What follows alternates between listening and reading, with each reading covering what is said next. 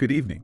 Tonight, we step away from the house and walk deeper into the woods, where the air tastes like secrets and even the trees seem to breathe. So close your doors, dim your lights, and listen carefully, because if you ever hear your name whispered in the forest, you must never answer. It started with a missing hiker. At first, no one thought much of it.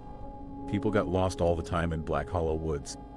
The place was notorious for twisting paths, sudden fog, and the way your compass always seemed to point the wrong way. But when a second and then a third hiker vanished, the locals stopped calling it coincidence. The forest grew quiet after that. Even birds seemed to avoid it. Hunters said the silence there was heavier, as if the trees were listening. They gave the woods a new name, the forest that whispers names. No one really knew where the stories began, but everyone agreed on one thing. If you heard your own name whispered from the dark, it meant the forest had already chosen you. This is the story of Lena. She didn't believe in ghost stories. She believed in light, composition, and that a good photograph could tell the truth. 26, a photographer who spent weekends chasing abandoned places and forgotten ruins. She treated fear like texture to capture. For her, the edges of things, rundown motels, rusting playgrounds, forests with reputations, were where real photos live. When Lena arrived at the edge of Black Hollow, the sky had the color of old steel and the sign on a crooked tree read, "Do not enter after dusk." She smiled, shouldered her camera, and walked in. It's important to paint that moment clearly. Not dramatic thunder or howling wind, but a damp, held breath kind of quiet. The kind of quiet that sits on top of you and makes each step feel deliberate. The deeper she went, the quieter it got. Her boots crushed leaves that didn't seem to scatter so much as fold. Sometimes she thought she heard something. Not a voice exactly, more like a breath drawn too close to her ear. That's the sort of thing you can shrug off when you're used to being alone. But it threads into the nerves after a while. By the time she reached an old logging road, light was falling fast. The air smelled of pine and another thing, faintly sweet, like decay resting beneath the soil.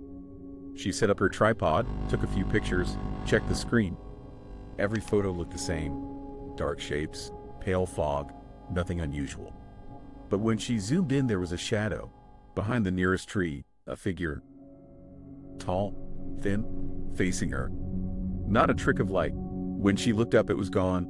That's when the whisper began. Lena. It was soft, like someone calling from far away, but it wasn't an echo. It came in her mother's voice. Lena, come here. Lena's mother had been dead for 3 years. The scene shifts here from curious to urgent. The forest began to do for Lena what legends do best. It tested the line between belief and denial. She spun around, flashlight trembling, and found nothing, just fog and the curve of trunks. But the whisper returned, and now it came from behind her. She ran. Branches lacerated her arms, roots snagged her feet, but she didn't stop. Every time she thought she'd put distance between herself and the sound, the whisper followed. Softer, closer, almost gentle. Lena, come home. When she finally reached her car, she slammed the door and locked it, shaking. Her breath fogged the glass as she fumbled for keys and tried to start the engine. Then she saw the handprint on the outside of her window. Small, wet, fresh. She didn't remember driving home. The first night she couldn't sleep. Every time she closed her eyes, the whisper returned, soft and rhythmic, as if someone stood at the foot of her bed. At exactly 3:03 a.m., her phone buzzed, one new voice message from an unknown number. She pressed play, static, then, between the noise, her name. A pause. A whisper so close it felt like breath in her ear. We found you. Now you can see how fear stacks.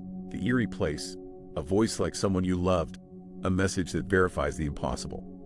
Morning didn't restore order. Lena went back to Black Hollow not because she was brave, but because she needed to know if what she'd heard was real. She needed proof, so she took her camera and went in again. Fog thickered this time. Paths that looked identical stretched and collapsed like maze walls. She kept the camera rolling, documenting each turn.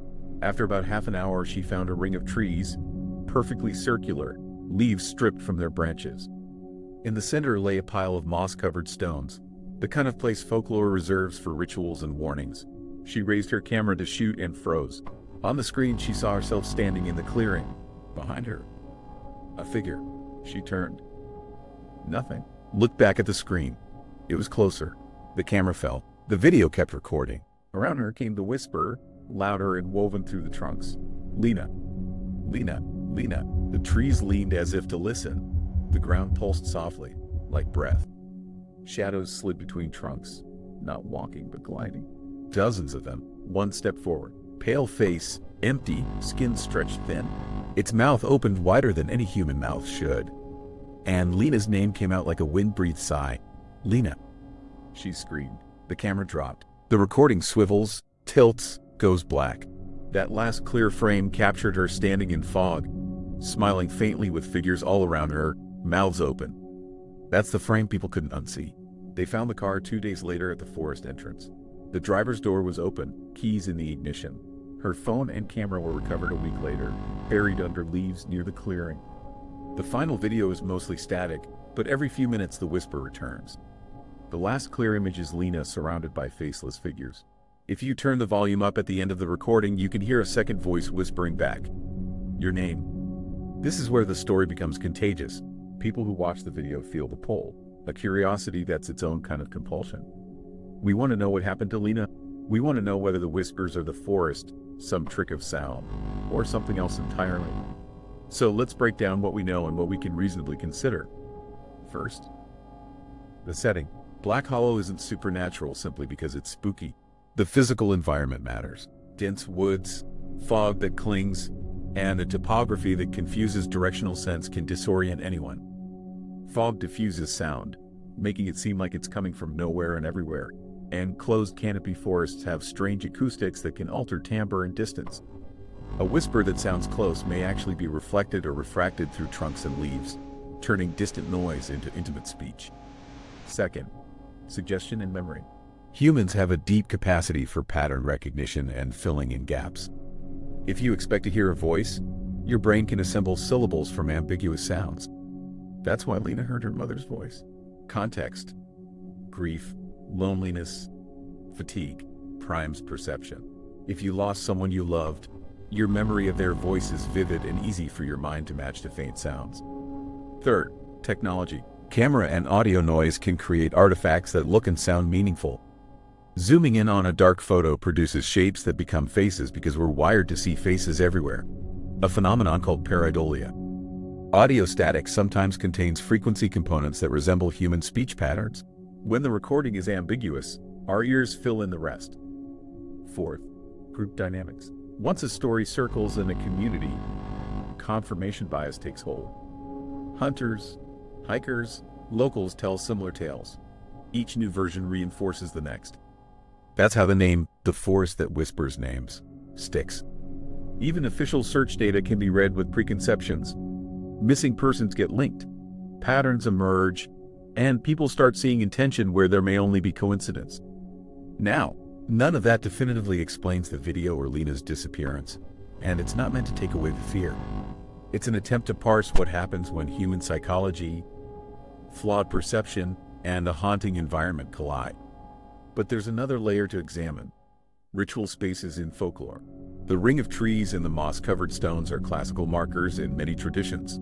Natural circles become thresholds between ordinary space and something else. When human cultures isolate a small place and attach stories to it, that spot becomes charged. People perform rituals, leave tokens, or simply gather rumors.